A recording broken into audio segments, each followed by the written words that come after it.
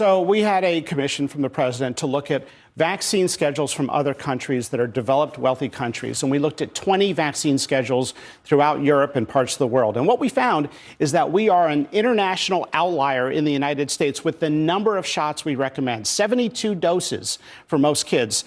And most countries are in the 30s or less. And so what we really did is not tell people not to take vaccines. That's not true. Anyone can get any vaccine they want, and they're going to continue to be paid for. But what we did is create a hierarchy because we want to increase child vaccine adoption rates. They're dropping. They've been dropping throughout the years of COVID. There's been skepticism about public health. There's also some vaccines on there that people don't recognize are not as critical as others. So we created a list of core essential vaccines, creating a hierarchy, because we've got to meet people where they're at. We want people to get their measles shot and polio vaccine and pneumococcal vaccine and Hib and other vaccines.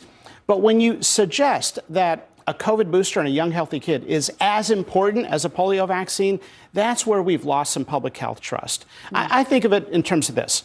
40% of women who should be getting a mammogram are not getting a mammogram. They have their reasons. They're concerned about radiation or the discomfort or inconvenience. I don't agree. I think it's safe.